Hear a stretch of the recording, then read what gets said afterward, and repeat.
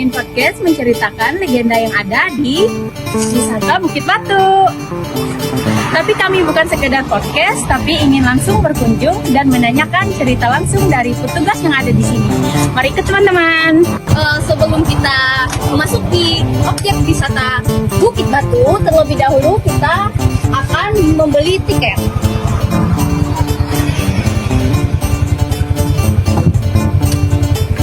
Dan juga kita akan membayar parkir. Nah, di sini ada tarif memasuki wisata Bukit Batu. Dan sekarang kita berada di yang pertama kali kita kunjungi di wisata objek Bukit Batu ini, yaitu Telaga Bawi Kamelo.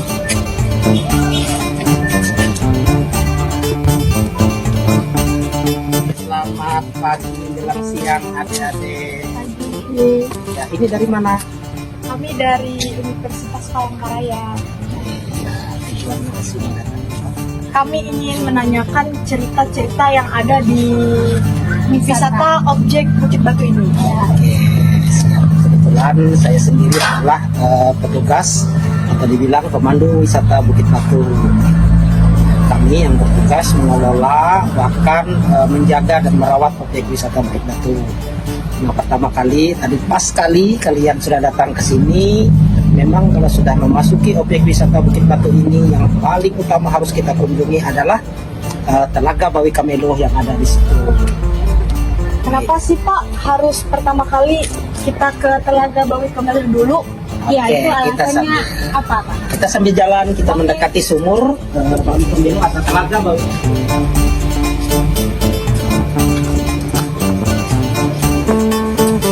Nah, yang menjadi alasan kenapa kita harus ke sini, ibarat kata orang, sebelum kita menginjak petilasan yang ada di atas sana, lokasi pertapaan Cilikriwut, kita harus melakukan semacam bersih diri dulu. Ibarat kita mencuci tangan, mencuci badan, mencuci muka, itu boleh kita lakukan di sini. Itu kenapa itu harus dilakukan? Karena ini memang tempatnya memang tempat yang sakral, tempat yang boleh dibilang sebagai budaya kita orang Dayak yang menganut kepercayaan keharingan itu.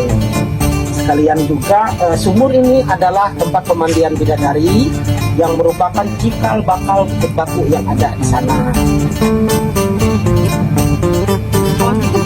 Boleh Pak kami? Iya. Ada apa? Mencuci muka di Mencuci situ. tangan. Boleh. Mencuci muka. Mencuci muka di situ ada caranya. Mohon maaf dulu. Oke. Ya. Oke Pak, maaf. Tidak bisa datang ke sini cuma semerta-merta langsung mencuci muka di sini, karena ada yang harus kita lakukan.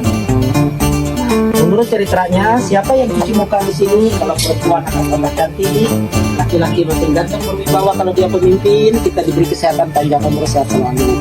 Untuk mencuci mukanya kita harus menghadap ke arah timur. Kenapa kita menghadap ke arah timur? Karena timur adalah matahari terbit, sumber kehidupan. Menurut kepercayaan orang Dayak itu adalah Pambeni. Nah, kita menghadap ke sana. Sebelum cuci muka, ini kita buka dulu 3 kali. Sambil kita berdoa, kita niatkan apa yang bisa kita niatkan. Mudah-mudahan nantinya bisa terkabul. Setelah itu baru ambil airnya, bawa ke samping sini, baru kita cuci tangan. Oke, silahkan. Kalau mau coba, mau dilakukan, silahkan. Kita sambil cerita legenda Bukit Batunya. Ini mendapatkan hasil yang baik. 3 kali ya Pak? Boleh 3 kali. Ya dulu. Berserah sambil doa.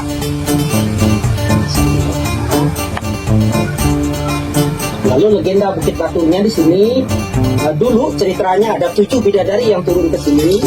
Salah satu bidadarinya diambil oleh putra asli Dayak dulu yang namanya Buru Tules untuk dijadikan istrinya. Nah, lalu mereka menikah, punya anak keturunan. Setelah mereka menikah, terjadilah perselisihan di antara mereka. Lalu istrinya merasa tidak dipercayai dan ingin kembali. Dia berpesan dengan suaminya, dia akan kembali ke Kayangan membawa anaknya. Nah, tapi sebelum dia pergi, dia sudah berpesan dengan suaminya, bila anak kita sudah besar dan bisa membantu kalian di bumi, mereka akan datang ke bumi. Nah, lalu beberapa waktu kemudian terjadilah gemuruh yang luar biasa. Itu pertanda anak-anak bidadari itu turun ke bumi. Nah, itu datangnya bukan berupa manusia lagi, bukan berupa peri, tapi berupa batu-batu besar yang ada di atas sana. Disebutkan banyak batu dan dipercaya, dan ada namanya dipercaya menurut kepercayaan orang Dayak, itulah para leluhur mereka. Lalu mereka datang ke situ, orang Dayak yang dulu yang kepercayaannya keringan datang ke tempat itu untuk berdoa, mohon perlindungan, mohon restu segala macam, termasuk Pak Cilik Riwut yang kebetulan menjadikan tempat itu sebagai lokasi pertapaan beliau.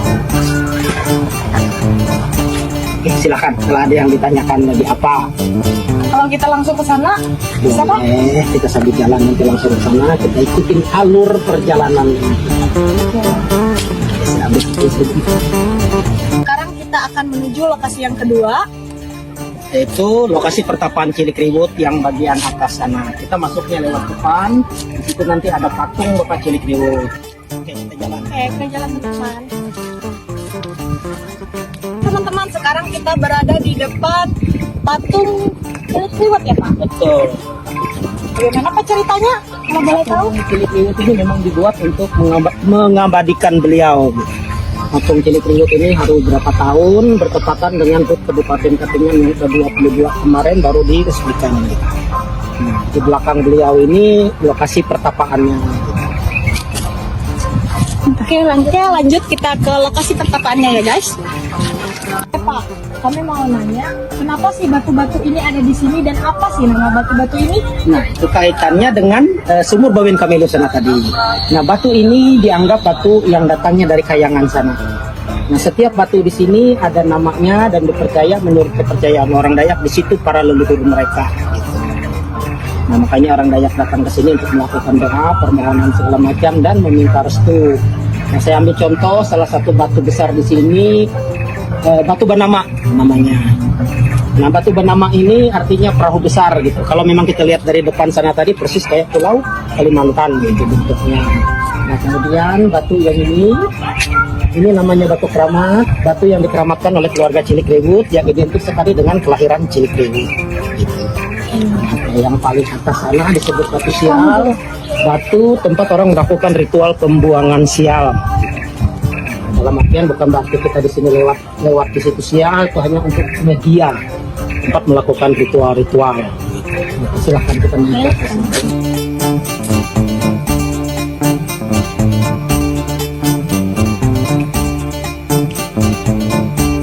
Pendopo ini digunakan untuk boleh digunakan untuk bersantai, boleh digunakan untuk duduk-duduk. Tapi identiknya di sini tempat orang melakukan ritual-ritual. Nah, biasanya pemberian sesajen, mereka melakukan ritual di sini. Kak mau nanya, apa fungsi kain kuning yang ada di sini? Kain kuning itu sebenarnya warna yang memang dikeramatkan oleh orang Dayak. Nah, dalam warna Dayak itu ada 5 warna. Yang pertama itu kuning, yang kedua itu merah, hijau, hitam, putih, itu warnanya ya. Yang disebut 5 ba. Bahasa Dayaknya ba. Ba dalam artian semua katanya itu diawali dengan ba. Bahenda, ba hijau, ba putih, ba bilen, dan ba handang. Nah, kenapa paling banyak dipakai warna kuning? Warna kuning adalah warna keagungan. Tanda kita menghormati tempat itu. Kalau banyak kain kuning dipasang di sini, itu pertanda orang-orang yang datang ke sini telah terkabul niat keinginannya. Gitu. Makanya mereka memasang kain kuning sebagai bentuk penghormatan mereka dan menganggap daerah ini adalah daerah yang keramat. Di sini Pak ada lagi yang tempat-tempat yang untuk bersemayam. Iya, bersembunyi atau untuk ada acara-acara ritual gitu. Kalau acara-acara ritual di sini dia tidak menentu, tergantung orangnya ya. Siapa yang datang ke sini kebetulan niatnya terkabul, dia boleh melakukan ritual pembayaran nazarnya. Nah, untuk lokasi pertapaan Cilik Riwut sendiri memang secara umum ini lokasi pertapaan, tapi beliau punya tempat di atas sana. Nah, di sana itu ada tempat beliau duduk, tempat beliau istirahat, tempat beliau menanya diri yang disebut batu tingkes atau batu minum kombelum. Apakah kita bisa ke sana? Boleh, kita ke sana, kita teman-teman, ayo lanjut. Ini yang disebut batu penyang. Batu penyang artinya penguat jiwa, penguat diri kita. Nah, di situ ada tulisan PT Ku Isen Mulang. Itu sebenarnya ku-nya itu bukan siapa-siapa tapi Bapak Cilikriwut sendiri. Dia berpesan kepada generasi mudanya atau generasi penerus, kalau sudah menggapai cita-citanya jangan mundur, bulatkan tekad, maju. Itu yang diberikan kata-kata semboyan untuk Kalimantan Tengah, Isen Mulang. PT Ku Isen Mulang, artinya pantang mundur. Akan di Batu Penyang karena untuk menguatkan jiwa. Kita lanjut lagi Pak ke sana.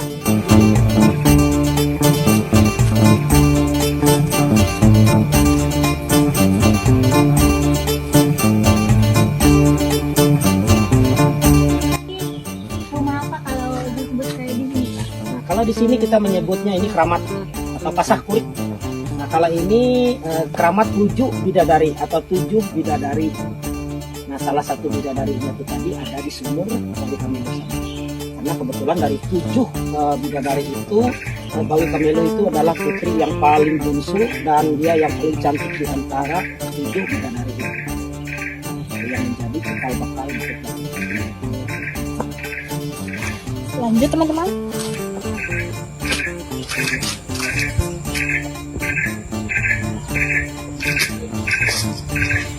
Bisa ceritakan Pak bagaimana cerita di Batu Darung Bawan ini? Batu Darung Bawan ini adalah tempat orang tua dulu yang namanya Darung Bawan melakukan persemedian atau pertapaan di sini. Nah, tapi dia tidak meninggal, tapi dia lenyap di sekitaran batu ini. Ya istilahnya sekarang itu bukan sekarang, dulu istilahnya yang sering dilakukan oleh para prabu-prabu termasuk Prabu Siliwangi. Dia istilahnya apa namanya, moksa ya. Moksa dalam artian dia itu menyatu dengan alam. Dia tidak meninggal tapi lenyap dia di sini. Oke teman-teman, kita sekarang ada di depan pertapaan pahlawan nasional di Cilikriwut. Kata Cilik. Nah, sebelum kita memasuki lokasi pertapaan Cilikriwut, ini ada ritual kecil yang harus kita lakukan. Bukan ritual kecil, ada ritual yang harus kita lakukan. Biasanya di sini boleh dibilang kayak kita izin pamit permisi menuju lokasi pertapaan Cilikriwut yang ada di atas sana. Cara melakukannya, kita memegang salah satu sudut ini menghadap ke timur, izin pamit permisi sambil kita berdoa. Setelah selesai kita berdoa, kita injak di sini 3 kali. Atas. Ini adik-adik boleh melakukan, boleh tidak, tapi bagus salah satu di antara kalian melakukan tanda seperti ini. Ini namanya batu teras pembelum, boleh dibilang kayak koordinat di batu tengah-tengah.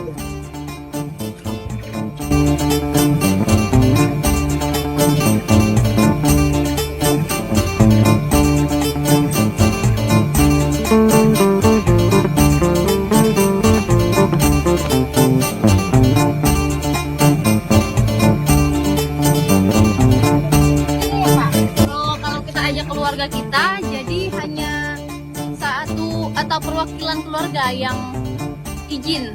Boleh, semua boleh. Boleh semua. Karena mungkin setiap kita yang datang ke sini itu tidak sama niat keinginannya gitu.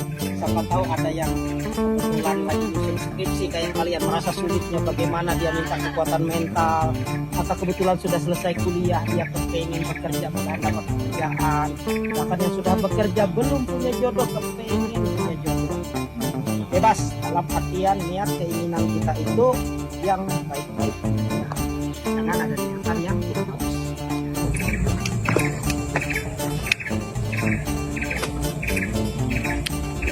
Ini lokasi khusus, lokasi pertapaan Cilikriwutnya. Dia punya tempat di sini. Ini awalnya sih bukan tempat pertapaan, tapi tempat beliau main dari kecil. Karena dia mengikuti kebiasaan orang tuanya yang suka melakukan ritual, suka berdoa di tempat ini. Akhirnya Cilikriwut mengikuti. Akhirnya dia tahu bahwa sebenarnya inilah kepercayaan dia. Cara dia berkomunikasi dengan Yang Maha Kuasa melalui para leluhur mereka. Kalau beliau duduk, dia berada di sini. Kalau dia bertapa, dia nyendernya di sini. Boleh, siapa yang mau coba dulu? Siapa tahu ada pernah lihat gaya-gaya orang duduknya di sini gimana? Contoh Kak. Nanti saya sambil sambil kasih tahu gimana cara. di sini. Dia nyender di batu itu. Duduknya ngadapnya ke sini, ngadapnya ke arah sini. Nah, terus gitu, dia duduk dari situ. Agak ke sana sedikit. Pas di lengkungan. Kakinya ke sini. Kakinya ke kanannya. Nempel di situ dia saja. Itu lurus jatuhkan aja bleng gitu. Nah ya, nah jadi kan ngepres pas di ukuran belakangnya. Jadi kriwut dulu bertapaknya seperti ini dia duduk santai. Nah, dia tidak bertapak kayak orang kayak gini enggak, tapi dia santai sambil dia berdoa lah. Nah untuk waktunya dia tidak nentu, bisa lama, bisa sebentar, gitu tergantung apa yang dia pikirkan sudah tercapai apa belum. Nah setelah selesai dia duduk di sini, biasanya dia akan tidur dan istirahat di bawah batu itu, yang disebutnya batu nyapau atau batu atap. Gitu. Kalau bahasa Dayaknya sapau itu atap. Oke, boleh ke situ ya, Pak? Boleh, nanti kalau masuk ke dalam pun boleh. Kayaknya ini apa ini?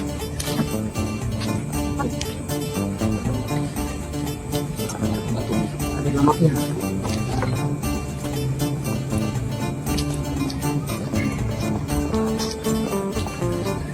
Masuk ke dalam, silakan.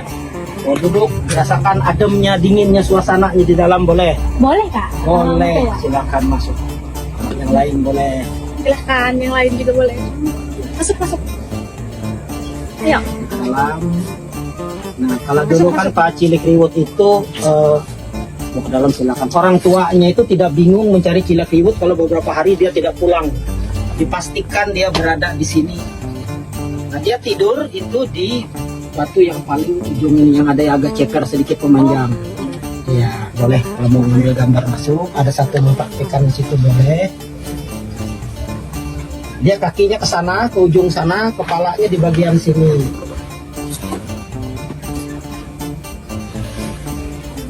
Nah, gitu pelan-pelan kepalanya takut kejedot. Dia gitu tidurnya. Dia tidurnya gitu. Kalau hujan panas dia tidak kepanasan, kalau hujan tidak kehujanan. Gitu.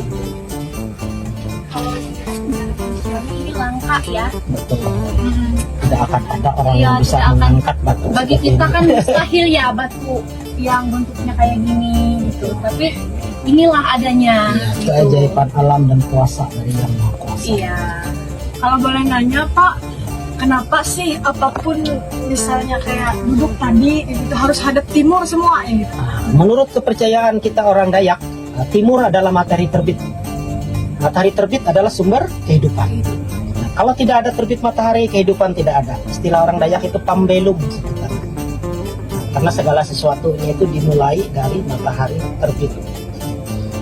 Mudah-mudahan ada juga menurut kepercayaan, mudah-mudahan niat keinginan kita itu seperti matahari terbit itu.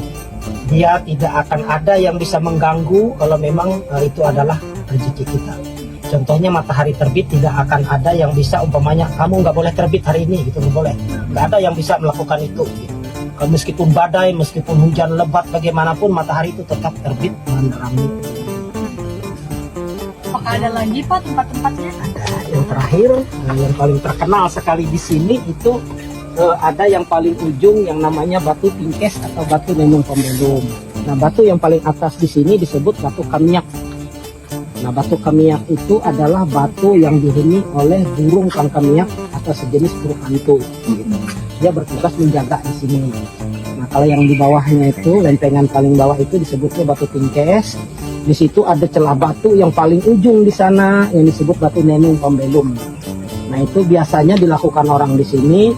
Siapa yang bisa lewat di antara celah batu itu, mudah-mudahan nantinya niat keinginannya terkabul. Saya lanjut ke tempat Boleh, yang sampai ke ujung sana. terakhir. Nah, kalau mau dicoba nanti boleh juga kalau ada yang mau lewat. Oke. Itu caranya kita mau masuk di situ sebelum kita naik ke sini kita berdoa dulu. Mungkin setiap kalian niat keinginannya lain. Nah, silahkan sambil berdoa, niatkan apa yang bisa diniatkan.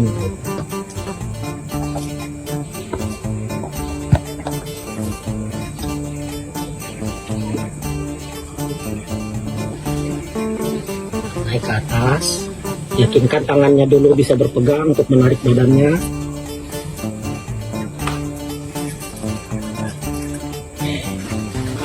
Hadapnya ke arah luar, balik badannya ke arah sana, nanti untuk lewatnya seperti itu. Prinsipnya di sini badan yang besar itu belum tentu tidak bisa lewat, yang kecil belum tentu bisa lewat, tergantung niat keinginannya. Silakan kalau mau naik. Sini saya pegang dulu HP-nya. Untuk cara lewat di sini, kaki kirinya agak jauh ke sini, kaki kanannya nanti masuk sini, kita seakan-akan sama. Itu langsung, setelah itu kita langsung lempar kaki kirinya ke sebelah sana langsung gitu ya. Oh, aku mau coba. Kalau merasa mau jatuh dipeluk aja batu ini lah. Baru kita ambil posisinya. Nanti saya bantu jaga di sini. Tuh, sih. Duluan tadi. Pakainya ke sini.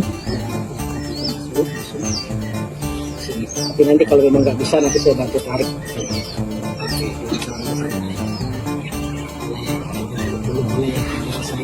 Boleh. Cara kita mengamankan diri kita. Yang penting jangan tabrak saya ya. Tabrak saya Rami kita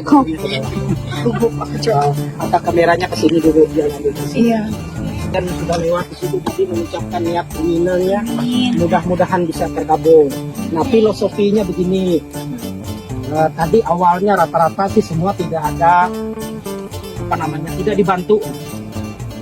Tapi pada ending terakhir di sini ada sebagian yang dibantu, ada juga yang tidak. Nah filosofinya begini, mudah-mudahan nanti niat keinginan kalian itu, kalau memang yang lewat sini tadi tidak dibantu, tanpa bantuan orang lain pun bisa lewat. Kalau yang merasa tadi dibantu, pada ending terakhir, mudah-mudahan nanti ya niat kalian terkabul. Tapi pada waktu terakhirnya itu nanti kalian harus banyak minta petunjuk dari yang lain, termasuk orang tuanya, keluarganya. Itu yang harus kalian lakukan. Tapi yang merasa tadi itu tidak ada bantuan, semacam tidak ada bantuan, jangan membuat dia takabur. Karena mungkin ada restu dari saudara, teman, bahkan restu dari yang kuasa mencapai itu filosofinya di situ juga sebenarnya. Ini tempat terakhir ya Pak? Terakhir. Oke teman-teman, kita sedang berada di tempat yang terakhir. Apakah ada cerita Pak di tempat yang terakhir ini? Ya, tempat terakhir ini tadi itu tadi namanya yang batu tingkes atau batu nenong kembelu tadi, celah sempit itu tadi. Nah biasanya begini, dua yang paling banyak dikunjungi orang tadi awalnya adalah sumur Bawin Kamelu ke sana tadi yang sempat kalian datangi. Kemudian yang terakhirnya di sini orang menanya diri, nah, mudah-mudahan apa yang dia kerjakan itu nanti membuahkan hasil yang lebih baik.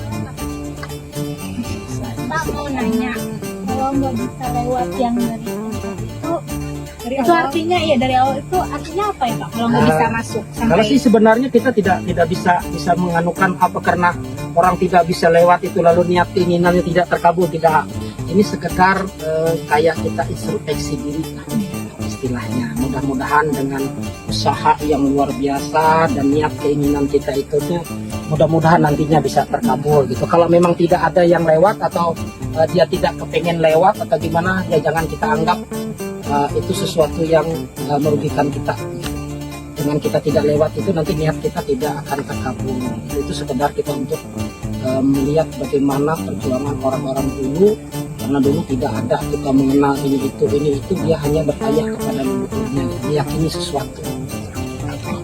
Aku tuh pernah dengar Pak dari orang yang pernah kesini, kalau nggak bisa lewat itu umurnya tuh gitu nggak panjang. Kalau orang muslim bilang itu Allahu alam, itu yang kuasa yang menentukan. Itu mitos atau fakta? Kalau itu sih mitos, karena sih saya dengar sekarang nggak ada orang yang datang ke sini itu karena dia nggak jadi lewat itu lalu terjadi sesuatu yang tidak baik. Tapi mudah-mudahan jangan sampai terjadi lagi. Mudah-mudahan jangan terjadi. Mudahan kita meskipun kita mengetahui cerita itu kita tidak lewat lalu kita akan apa-apa gitu, mudahan jangan, tidak ada cerita yang tidak baik. Semua kita dapat di sini hal-hal yang positifnya aja. Jadi cerita objek wisata Bukit Batu ini cuma seperti itu ya? Betul. Bukan cuma, tapi hanya seperti apa gimana ya? Bukan hanya wisata. Iya, jadi cerita di Bukit Batu ini bukan hanya wisata ya Pak, tapi ada ceritanya ya di Bukit Batu ini ya, di balik semua. Betul. Ya. Bukit Batu sebenarnya bukan sekedar ekowisata ya atau wisata alamnya, Tapi di sini ada wisata religinya. Religi dalam artian itulah budaya kita orang Dayak dan kepercayaan orang Dayak sebelum adanya agama-agama yang masuk yang disebut kepercayaan Kaharingan itu. Mungkin adik-adik ini kan semua dulu ya, mungkin orang tuanya semua penganut kepercayaan Kaharingan pasti itu. Iya.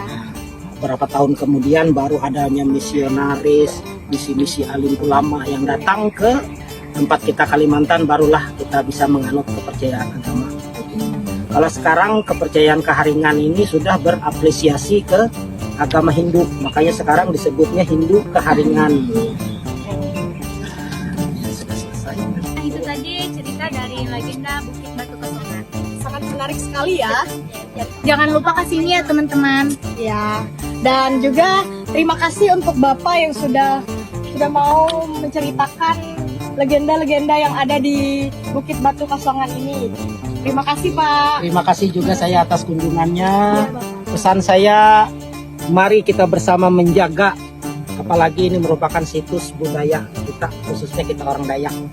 Kita bangga punya situs budaya yang luar biasa seperti ini yang melahirkan seorang Bapak Cilikriwut sebagai pahlawan nasional yang berada di Kalimantan Tengah. Bye semuanya. Bye.